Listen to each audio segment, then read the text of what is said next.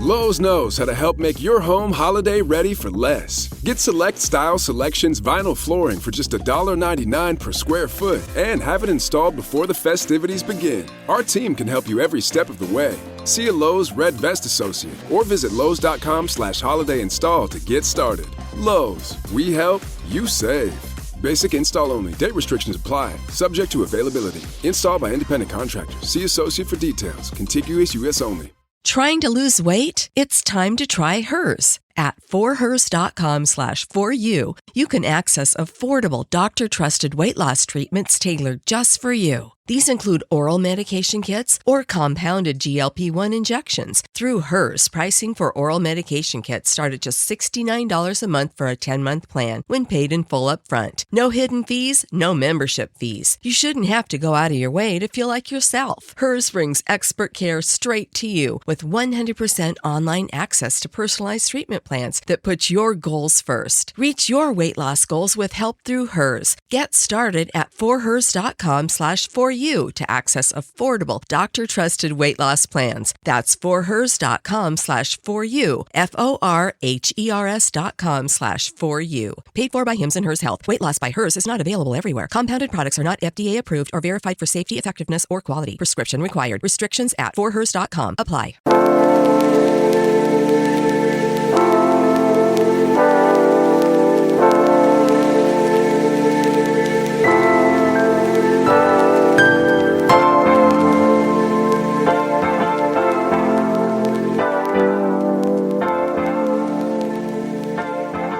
September 14th, 2025. Welcome to the New WS El Salvador SV podcast, a space for conversation and reflection, where we explore current topics from El Salvador and the world together, with a fluid and easy-to-understand intellectual curiosity. Find us for free on YouTube Music, Spotify, Apple Podcasts, Amazon Music, Deezer, or on your favorite platform. You can find us on PayPal. The username is in the description of this podcast. Remember, your contributions help pay the bills so we can provide content. We are New WS El Salvador SV. You can also find us in Spanish under the name Noticias El Salvador SV. Follow us, share, and comment. Okay, let's unpack this. What an eventful day it's been, both here in El Salvador and, well, across the globe, really. Today, we're taking a deep dive into the most compelling news and developments from September 14th, 2025. Our mission: to distill the most important nuggets of knowledge, uncover some surprising facts, and maybe help you grasp the intricate connections shaping our world right now. Indeed, and what's particularly fascinating here is the sheer breadth of topics we've gathered. It spans everything from critical national security updates and significant economic shifts within El Salvador, Right. to compelling international narratives that ripple across continents. Yeah. We'll be connecting the dots, exploring the underlying why, and helping you understand what these stories truly signify for El Salvador and, beyond. Exactly. From celebratory moments of national pride and ambitious economic initiatives to some pretty challenging global headlines that touch on technology, geopolitics, and even, well, the human condition. Yeah. We've got a lot to explore. A real mix. You'll hear about everything from record-breaking safety achievements to enduring cultural touchstones and even some unexpected quirks that truly define our world right now. So settle in, because you're about to get well informed. Let's kick things off with a major headline that I know has captured widespread attention. A significant achievement in national security. You might have seen the reports about El Salvador closing September 13th with 0 homicides nationwide. 0. This isn't just a number, it's a profound statement, isn't it? And some voices are even positioning El Salvador as the most secure country in the Western Hemisphere. Which is a huge claim. A truly remarkable claim for a region that has historically faced, well, immense challenges with violence. And the truly profound insight here, I think, is the stark trade-off highlighted. El Salvador is achieving this unprecedented security, but it's doing so by pushing the boundaries of civil liberties. Right. It forces us to reevaluate the very definition of a safe society in the 21st century. This 0 homicide achievement reflects ongoing strategies like the Plan Control Territorial, that's their comprehensive security strategy, and the regime of exception. Which keeps getting extended. Exactly. It's a temporary but continually extended constitutional measure granting the government extraordinary powers.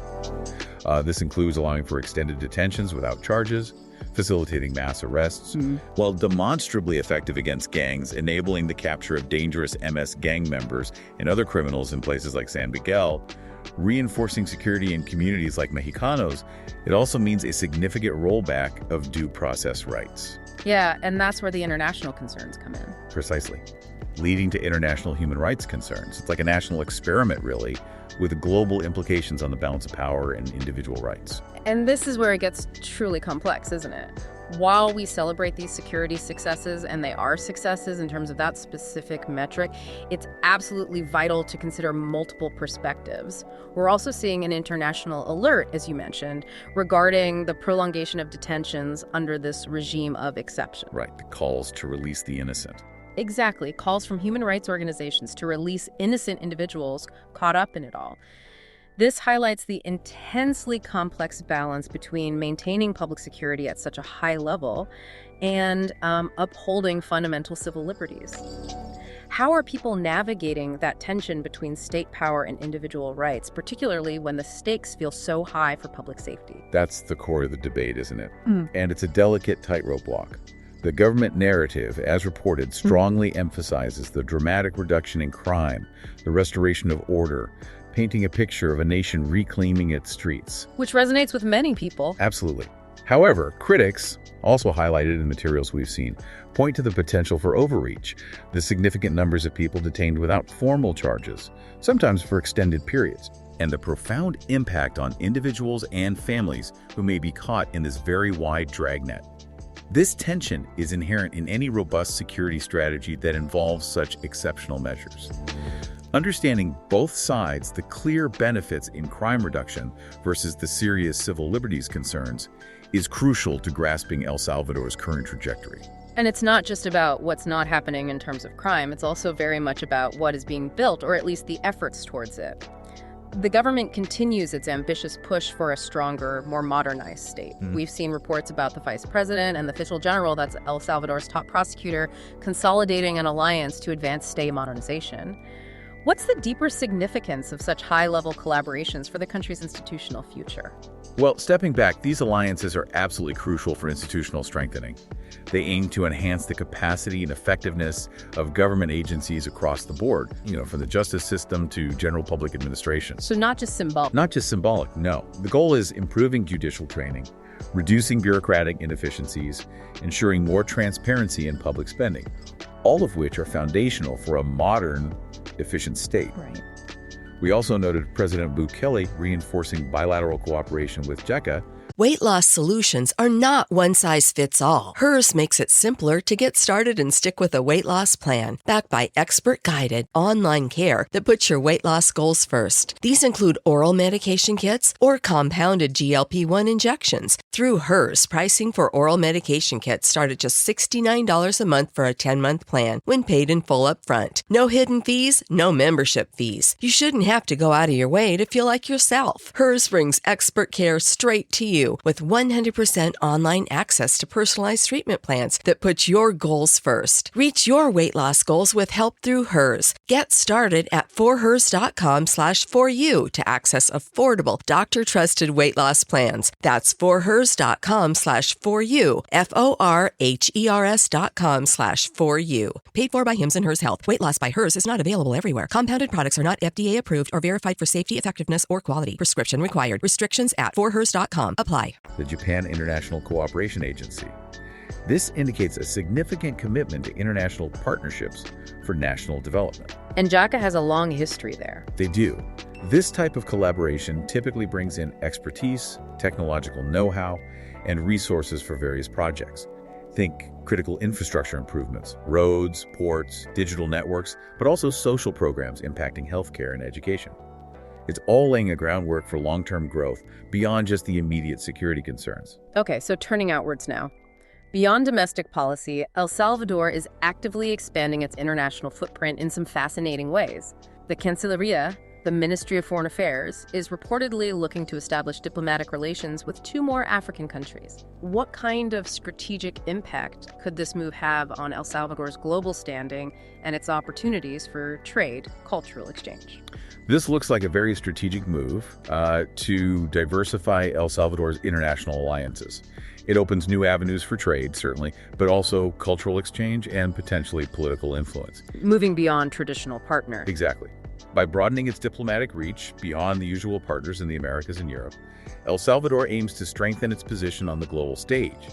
It could mean seeking new markets for its agricultural products or services, maybe gaining support for its international initiatives at bodies like the UN.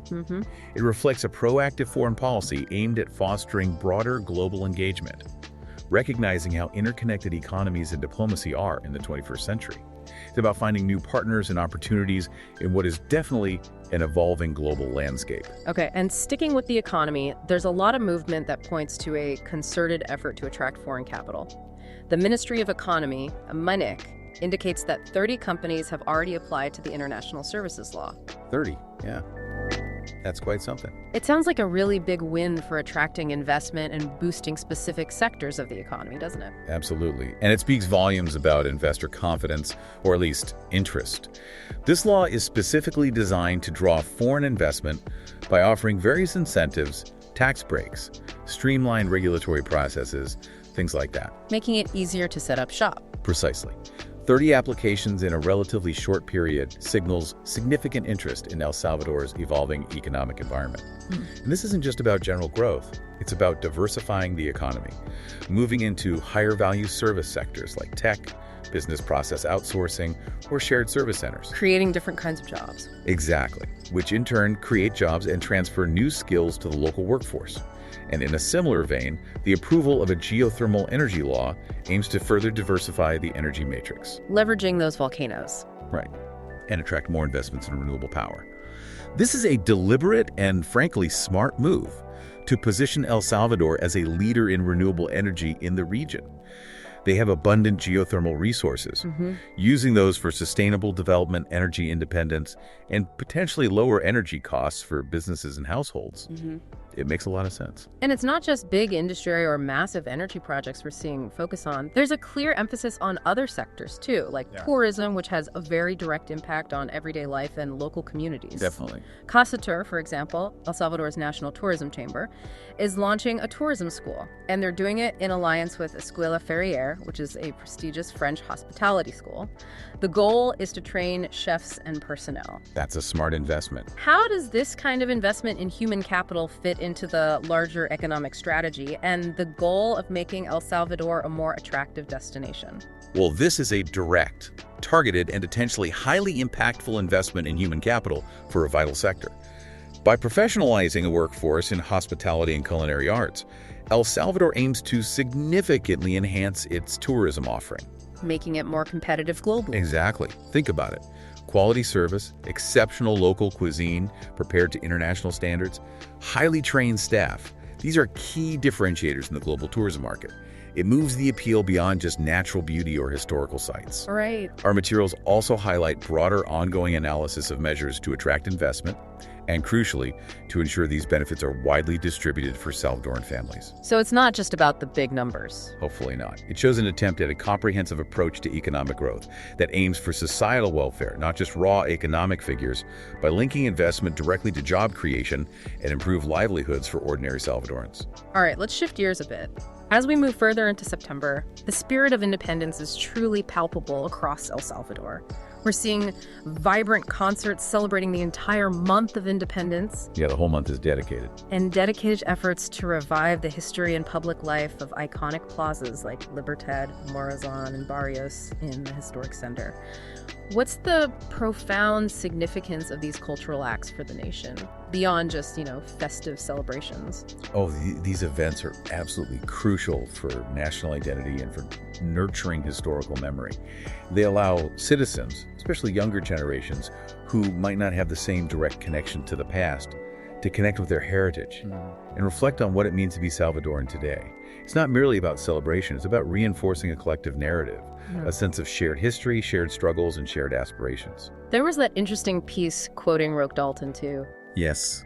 One fascinating piece even quotes the fiercely provocative poetry of Roque Dalton, particularly lines like, Los guanacos hijos de la gran puta, a phrase known for its raw, unfiltered, and some might find quite offensive, expression of Salvadoran identity. It's certainly strong language. It is, and Marvin Galeas further states, El Salvador es una ficción, pero es una ficción adorable, yo me la creo. El Salvador is a fiction, but it's an adorable fiction, I believe it. This powerful juxtaposition uses challenging language to capture a profound, often complex sense of identity and belonging. It acknowledges the constructed nature of nationhood while embracing its deep emotional resonance. That's a powerful thought, really getting to the heart of what national identity can mean. A blend of pride, self-awareness, maybe even a bit of playful skepticism or irony. Exactly, it's not simple. And speaking of unique cultural threads, we also read about the miniaturas de Ilo Basco being in danger of extinction. These beautiful, intricate little clay crafts are truly unique to that region. They really are special. This sounds like a serious call to action for preserving traditional crafts and the livelihoods they represent for so many artisans. Indeed. These miniatures, they often depict everyday life scenes, religious figures, or whimsical characters inside tiny clay structures like eggs or little houses. They're not just art objects. Right, it's more than that. They're a significant part of the country's cultural heritage, and crucially, an economic lifeline for many artisans in Ilhabasco. Their potential extinction highlights the broader challenges faced by traditional crafts everywhere in the modern world. Competing with mass production. Exactly.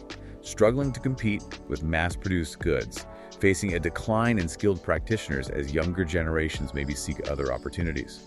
It underscores the critical importance of supporting local artists, ensuring knowledge transfer to new generations, and actively preserving unique cultural expressions before they are lost forever. It's a reminder that culture is a living thing. It absolutely is. It needs nurturing and active conservation. It makes you think about how different generations connect to their national identity and what it truly means to love one's country. Carmen Moron, in an insightful opinion piece, offered a profound thought. She said, "Para cambiar un país se necesita amarlo, y no me refiero a cantar a todo pulmón el himno en un partido de la selecta." To change a country, you need to love it, and I don't mean singing the national anthem at the top of your lungs at a national team soccer match. Exactly. This really challenges us to think deeper about patriotism beyond mere symbolic gestures, doesn't it? It really does. It emphasizes a more active, critical, and nuanced form of patriotism. It suggests that genuine love for one's country involves engagement, a commitment to improvement, a genuine understanding of the nation's complexities, its triumphs, its flaws, its challenges, its immense potential. So more than just waving a flag? Much more. It goes beyond outward displays like stadium chants and encourages reflection on how individuals can contribute meaningfully to a better El Salvador. Whether that's through civic action, thoughtful discourse, ethical behavior in daily life, or just everyday efforts to strengthen their communities. It's a call for a deeper, more substantive commitment to the nation's well-being. Now let's talk about some more day-to-day realities and how global trends ripple into local life. It seems that the world of education in El Salvador is grappling with some, well, very modern trends, including a controversial haircut. Yes, the Corte Edgar. The Corte Edgar, exactly. A distinctive viral style popular on TikTok, you know the one, with the straight, short fringe and sharply faded sides. It's reportedly banned in Salvadoran schools. Chuckles slightly. Yeah, I saw that. Sometimes it's these little details that give us a fascinating window into broader societal norms and perhaps generational divides. What's truly fascinating here is how global cultural trends, fueled so rapidly by social media platforms like TikTok, intersect with institutional rules and expectations designed to maintain order. Right. The school versus the student trend. Exactly. This kind of directive, banning a specific hairstyle, often aims to maintain discipline, a uniform appearance, and what administrators see as an orderly learning environment in schools. In fact, our reports indicate these schools are also initiating a civic month with a new demerit system. So it seems part of a broader effort to shape student behavior and the overall educational environment. So the haircut ban, while maybe seeming minor, is a small but telling snapshot of the ongoing efforts to balance personal expression with institutional order and perhaps more traditional values. It's where global youth culture bumps up against local school rules. Moving to urban life and infrastructure. The Alcaldía, the City Hall of San Salvador Centro, has been busy, reportedly recovering streets and sidewalks near Hospital Rosales. Improving public spaces, yeah. Which sounds like a positive effort for pedestrians, making the area more accessible. But there's a more challenging story emerging from that very same area, too. Right, this raises that important question about public infrastructure and urban planning. The goal, naturally, is to enhance livability, safety, accessibility for citizens, and sidewalk recovery is part of that. But while those recovery efforts are positive and likely much needed, our reports also describe significant chaos at Hospital Rosales itself. Why chaos? Apparently due to a large-scale transfer of services. Patients, many likely already vulnerable and needing care, were reportedly just given a phone number to call for appointments next week. Oh, wow. That's disruptive. Hugely disruptive. Right. It indicates a substantial interruption to essential health services. This really illustrates the very real challenges and the immediate impact on citizens during these large-scale public service transitions. Even if the long-term goal is an improved facility or service, The transition itself can be rough. exactly. The execution of such changes can have profound immediate consequences for the people who rely on those services. And on another note of public services, there's news about a suspension of potable water in parts of San Salvador Sur and Usulután Este y Oeste for the weekend. Weekend water cuts, always inconvenient. These kinds of disruptions, while sometimes necessary for maintenance or upgrades to aging infrastructure, they really affect daily life, don't they? Impacting everything from hygiene to cooking and just highlighting our critical reliance on basic public services. Absolutely. You don't realize how much you depend on it until it's gone, even for a short while. But it's not all serious headlines or logistical challenges. Our sources also offer a delightful deep dive into Salvadoreñísimo, that unique and vibrant cultural essence that defines El Salvador. The fun stuff. Reflecting its history, traditions, and everyday quirks.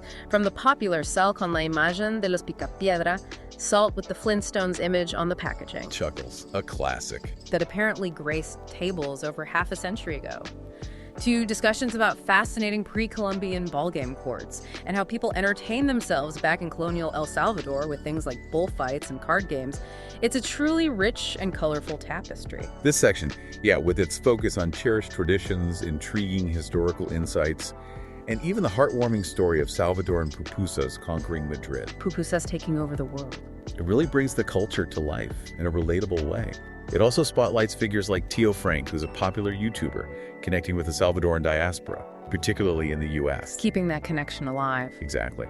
This shows how modern platforms are crucial for bridging geographical distances and helping people stay connected to their heritage, no matter where they are in the world.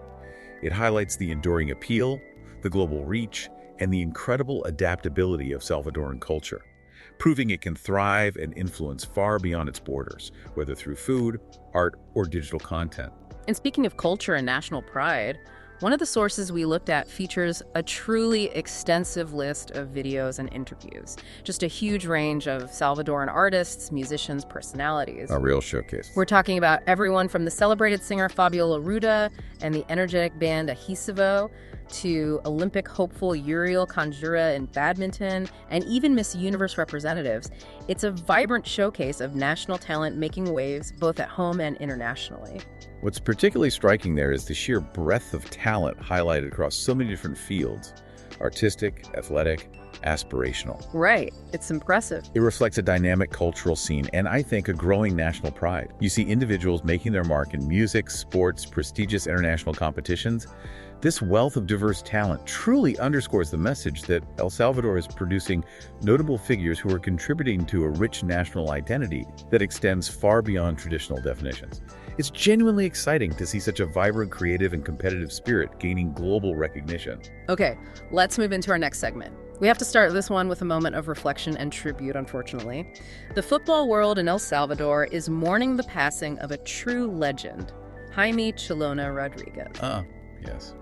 Sad news. Reportedly, he passed away at 66, likely from a heart attack. He was not just any player, he was a World Cup participant, part of that famous 1982 squad.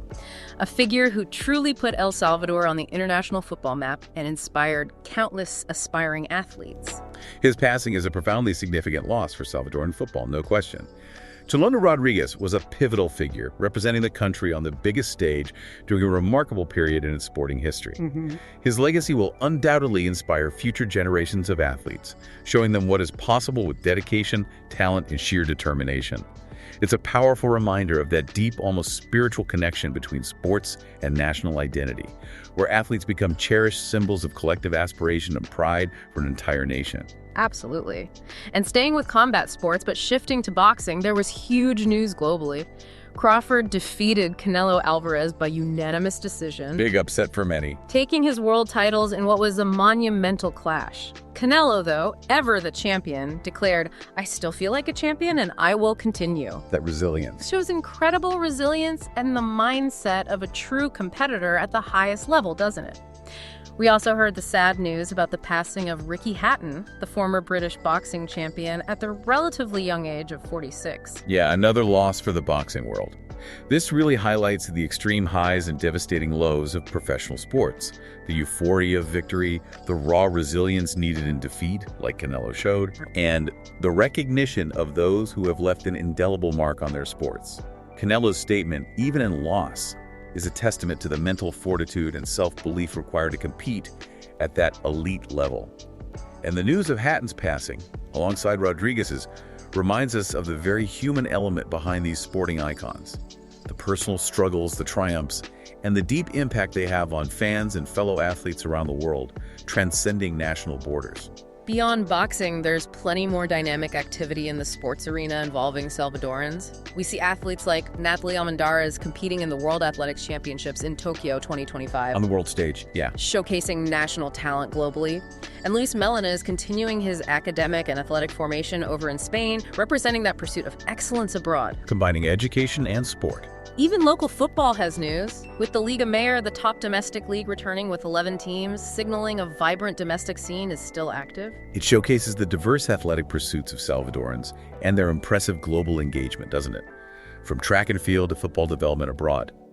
It's also interesting, though, to note that FIFA has apparently initiated an investigation against El Salvador for fan conduct. Okay. What kind of conduct? The details weren't specified, but it raises those important questions about sportsmanship and the collective responsibility of supporters in creating a positive, respectful environment, even amidst the passion and intensity of the game. Right. Passion shouldn't cross certain lines. Exactly. It's a reminder that international standards apply to fan behavior as well as on-field performance, and upholding those standards is key to a nation's sporting reputation. And for the football fans specifically, looking ahead, upcoming matches for El Salvador against regional rivals, Panama and Guatemala, are set to be played at the Estadio Cuscatlán. Always big games against neighbors. Definitely something for football enthusiasts to look forward to, an opportunity to rally behind the national team and experience that collective energy. Okay, let's turn our attention to the weather now, which, as we all know, can always have a significant and immediate impact on daily life and infrastructure, especially during rainy season. Always need to keep an eye on it. The IMERARN, our Ministry of Environment, is forecasting showers and cloudiness for this Sunday due to the influence of a tropical wave passing through. Typical for this time of year. And the forecast specifically for San Salvador is cloudy skies with light rains and temperatures hovering around 27 degrees Celsius, or about 80 Fahrenheit. So relatively mild, but still wet. This is crucial information for planning, though, because these weather patterns, even seemingly mild ones like light rains, can quickly lead to more serious conditions, particularly concerning public safety. Flash floods and things like that. Exactly. We're already seeing impacts, with reports mentioning a high probability of urban floods and rising waters in various points across the country. Such events can temporarily affect mobility, disrupt essential services, strain infrastructure. It highlights the ongoing vulnerability of communities to natural weather phenomena and the need for preparedness, even for what seems like just a typical rainy day. And tragically, we've seen headlines about devastating natural events that underscore nature's raw power just recently. 2 people have died, and reports say between 3 and 8 were injured after being struck by lightning. Oh no, where was this? On a football field in Aguilar-Isel, Paysandú. The victims have been identified, which truly underscores the very real human cost and the suddenness of these natural occurrences. That's awful. It's such a stark reminder of the immense, unpredictable power of nature and the critical importance of taking safety precautions during storms, being out in an open field. Yeah, incredibly dangerous. It underscores the vulnerability of communities to extreme weather events.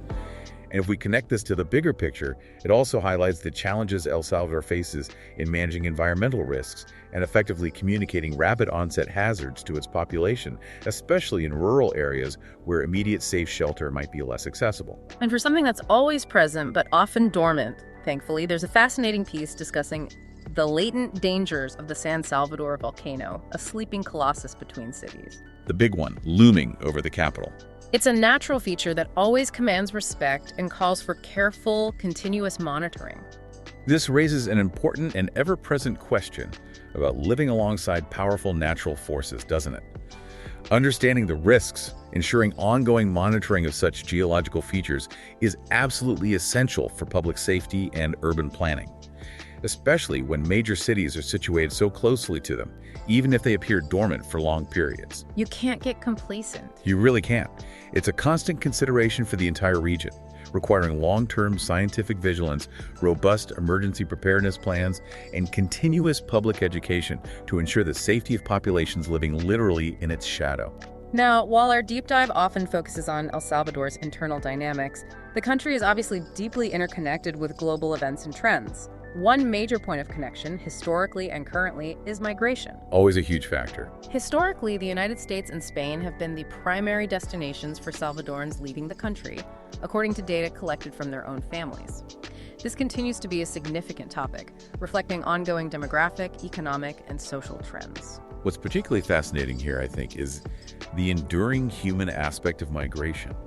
It connects directly to economic disparities, social factors, political situations, both within El Salvador and in the receiving countries. And the diaspora's influence back home. Absolutely. Understanding these historical patterns helps us grasp the current dynamics of diaspora communities, the significant flow of remittances back home, which is a huge part of the Salvadoran economy, and the complex challenges faced by migrants themselves. It's a story of human aspiration, resilience, and the deep influence these flows have on families and national policies across continents. And speaking of global connections, let's touch on some key international political figures and the headlines they're making, which often have indirect impacts everywhere. We hear that former Brazilian President Bolsonaro has left house arrest temporarily for an ambulatory medical procedure. Following his conviction related to the coup attempt, right? Correct. Yeah. And in the U.S., former President Trump is still very much in the news. Reports mention him claiming 11 members of the Tren de Aragua were eliminated in a ship attack. Tren de Aragua being that violent transnational gang from Venezuela. Exactly, and also confirming a U.S. attack on what was described as a drug ship from Venezuela. These headlines highlight ongoing political and security developments in different parts of the world, and they often have ripple effects that extend far beyond their immediate borders. For instance? Well, for instance, Venezuela has denounced that U.S. Marines assaulted a fishing vessel in the Caribbean, adding a layer of regional tension and diplomatic complexity to the already charged environment. These stories, though geographically distant from El Salvador, contribute significantly to the complex global geopolitical landscape. They impact everyone through things like trade routes, diplomacy, international relations.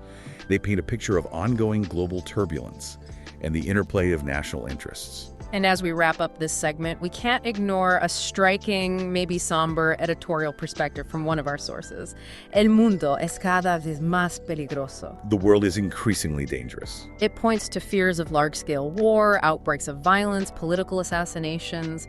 It's a heavy assessment of current global affairs that seems to resonate with many observers right now. This perspective reflects a widespread concern about instability and conflict that is undeniably present in global discourse. While here on the Deep Dive, we always strive for impartiality. Right, we report, we don't endorse. Exactly. But it's important to acknowledge such overarching sentiments because they profoundly influence global decision-making, public perception, and even local anxieties about the future. It sets a very real backdrop against which all other news is viewed, highlighting the fragility of peace and the constant challenges to global stability and cooperation. September 14th, 2025. Welcome to the new WS El Salvador SV podcast, a space for conversation and reflection where we explore current topics from El Salvador and the world together with a fluid and easy-to-understand intellectual curiosity. Find us for free on YouTube Music, Spotify, Apple Podcasts, Amazon Music, Deezer, or on your favorite platform. You can find us on PayPal. The username is in the description of this podcast. Remember, your contributions help pay the bills so we can provide content. We are New WS El Salvador SV. You can also find us in Spanish under the name Noticias El Salvador SV. Follow us, share, and comment. Welcome back to the Deep Dive. Before the break, we were looking at El Salvador's interconnectedness with the world and some of the global political currents. Let's now dive into some broader international contexts and fascinating global threads that are shaping our collective future. Because what happens elsewhere often finds its way back, right? Directly or indirectly, absolutely. A major ongoing international story involves the legal aftermath of a prominent killing. The search continues to impute Charlie Kirk's killer for aggravated homicide and obstruction of justice. The Kirk, the conservative commentator, yeah.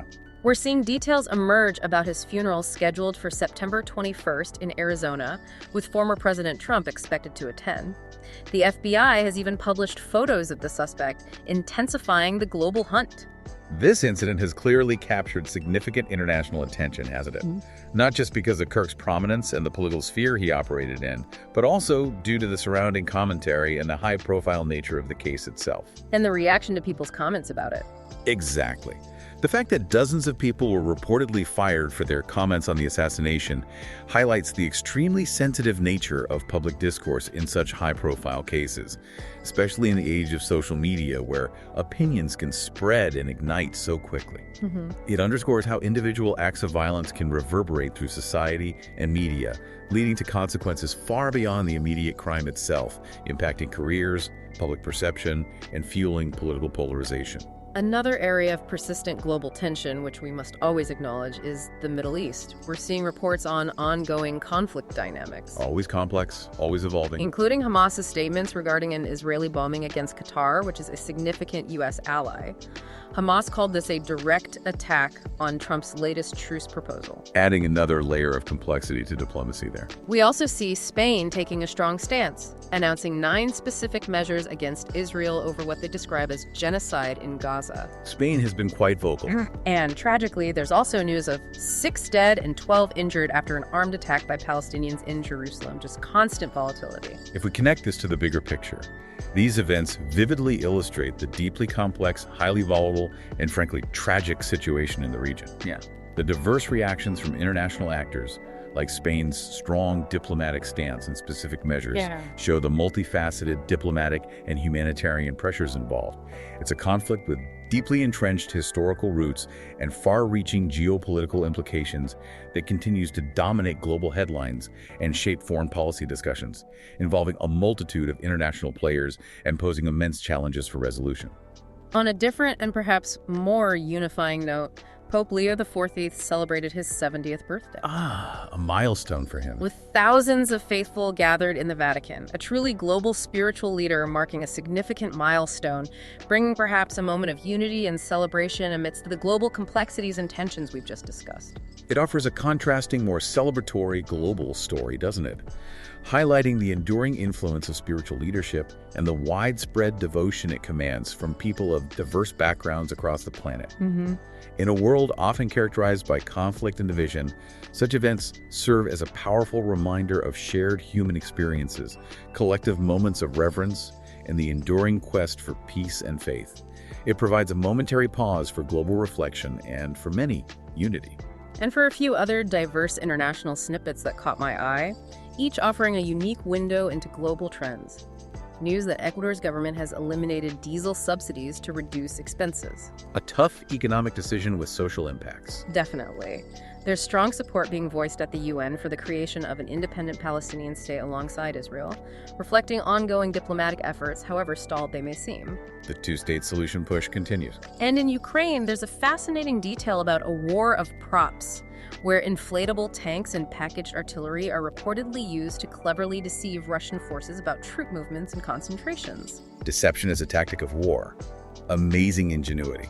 These individual stories each offer unique insights into broader global dynamics, don't they? Ecuador's decision shows a direct response to economic pressures, those difficult choices governments face managing national budgets, balancing fiscal responsibility with social impact.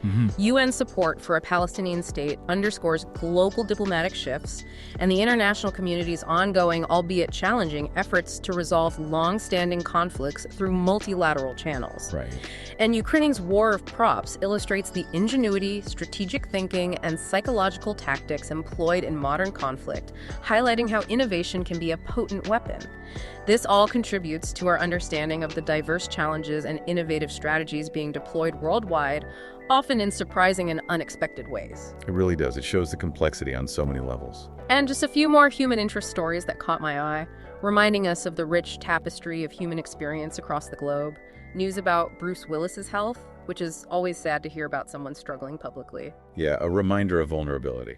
There's also the ongoing dynamic between Prince William and Prince Harry, a familial narrative playing out very publicly on the international stage. Always captures headlines. And then a truly delightful and quirky story about rebel nuns who apparently fled their nursing home to return to their abandoned convent in the Alps. Chuckles, rebel nuns. You don't hear that every day. That's great.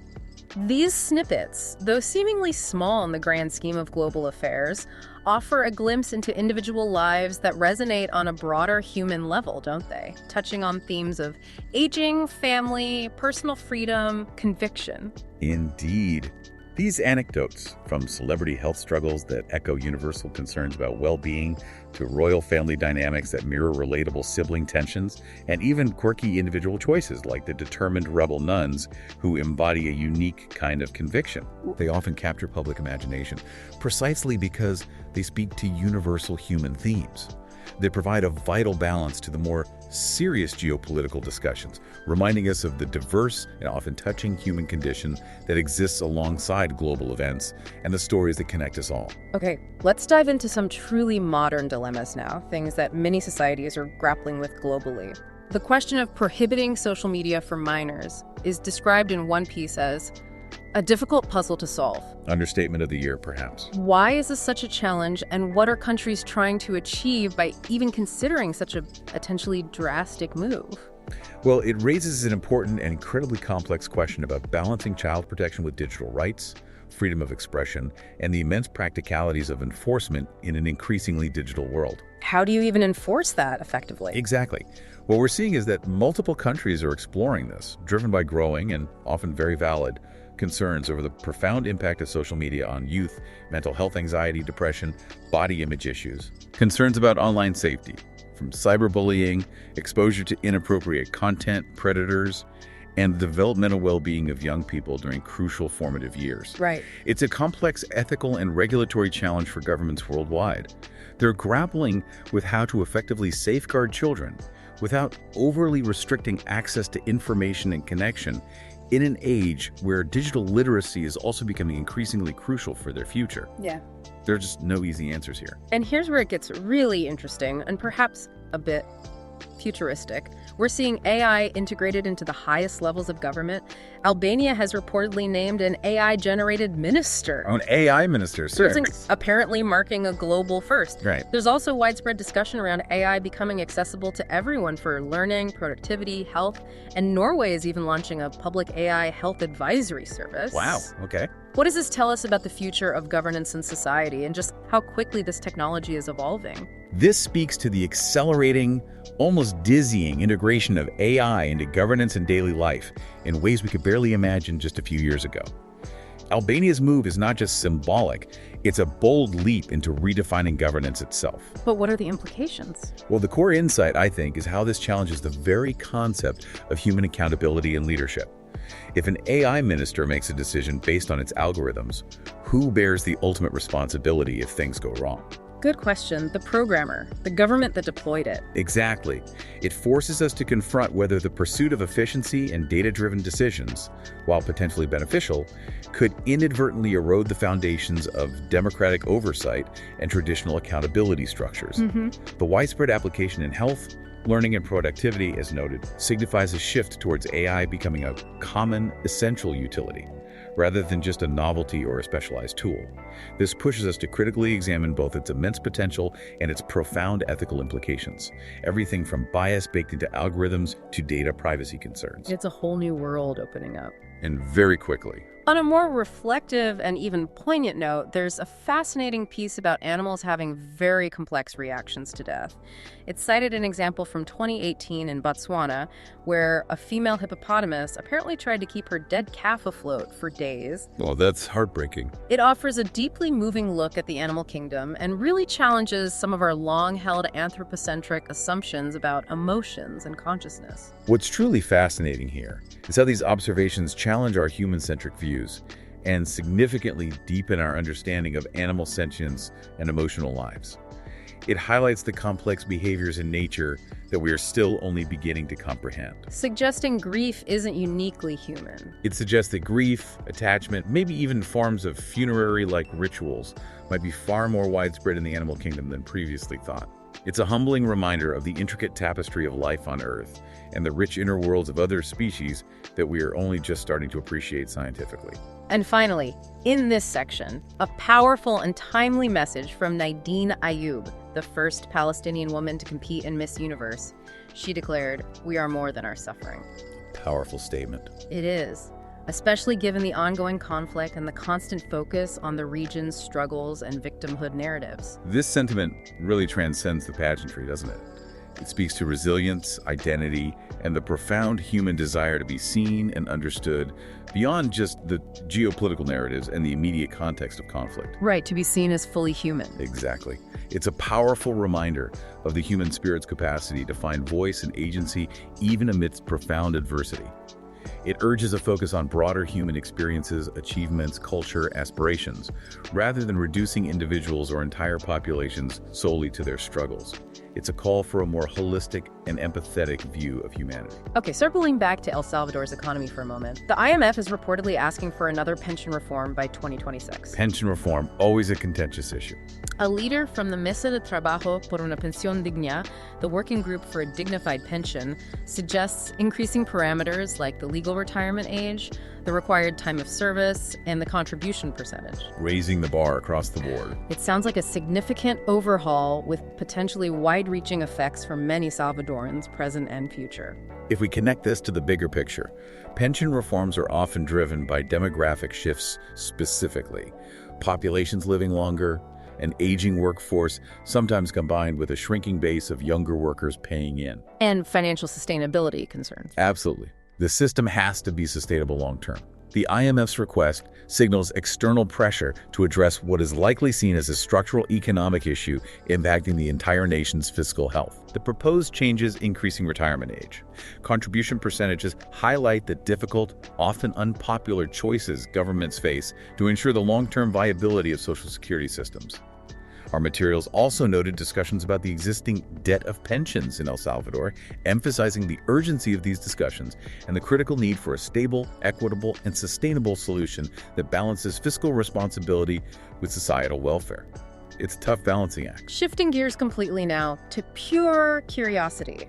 There's a fascinating look into the surprising scientific origin of elevator music, also known as muzak or background music. Chuckles, muzak. Love it or hate it. It apparently started as a brilliant idea, scientifically designed to influence mood and productivity in public spaces, but became for many a despicable product. So what does this tell us about how we perceive and are affected by the sounds around us? This is a wonderful example, isn't it? How human innovation, even with a clear, scientifically backed purpose in this case, subtly influencing mood, reducing stress in places like elevators or dentist offices, even boosting productivity in workplaces. Right, it had a specific goal. It did. But it evolved and came to be perceived very differently over time. What was once seen as a sophisticated application of psychology and acoustics became, for many, just annoying, inescapable auditory wallpaper. Yeah, I can relate to that feeling. It makes us think about the subtle yet powerful ways sound and our environment affect us, even if subconsciously, and how our tastes, our tolerances, and even our expectations for our sonic landscapes can change dramatically over generations. What was once calming might now feel intrusive. And finally, a historical tidbit that really brings home the concept of value and currency in a provocative way.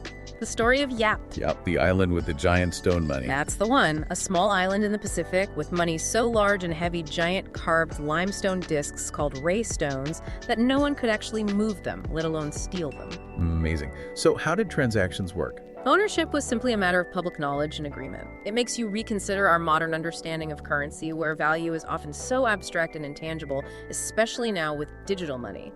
This is a great anecdote, yeah. It reminds us that the value of currency is fundamentally a social construct, an agreement within a community.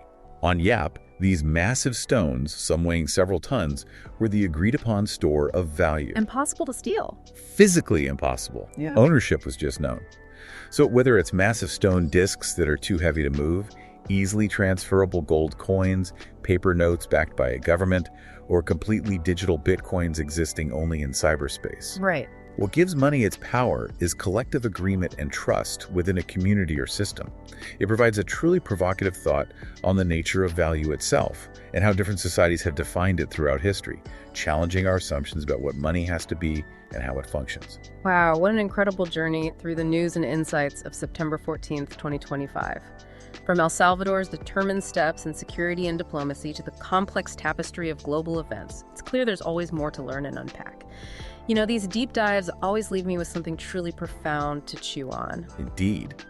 This deep dive has really shown us the intricate connections, hasn't it, between local developments, like the efforts to preserve Gilabasco miniatures and the vibrant cultural scene in El Salvador, and these huge global narratives like the debates around AI and governance, the impact of social media on minors, shifting geopolitical landscapes. It vividly underscores that our world is constantly evolving, shaped by both national initiatives and international currents. It requires us to always look for the interconnectedness of events and ideas. So what does this all mean for you listening in? Perhaps it's a renewed appreciation for El Salvador's rich cultural heritage and its ongoing journey. Maybe a deeper understanding of the challenges in balancing security and freedom, a universal tension. Or perhaps a heightened awareness of the fascinating ways technology is reshaping our future, for better or worse. Yeah. Our hope is that you've gained some valuable nuggets of knowledge and maybe an aha moment or two that will stick with you long after this deep dive ends. My final provocative thought for you to mull over, building on all this.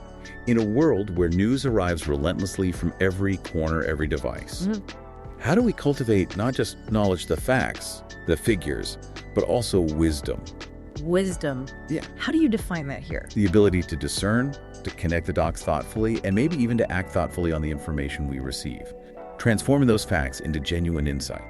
So the question for you is, what stands out to you from today's discussion that you'll carry forward, not just as a fact, but as a deeper understanding or a question to keep exploring? That's a fantastic question to ponder. Food for thought, definitely. Thank you for joining us on this deep dive. We hope you feel a little more well-informed and hopefully a lot more curious. September 14th, 2025. Welcome to the NUWS El Salvador SV podcast, a space for conversation and reflection where we explore current topics from El Salvador and the world together with a fluid and easy-to-understand intellectual curiosity. Find us for free on YouTube Music, Spotify, Apple Podcasts, Amazon Music, Deezer, or on your favorite platform.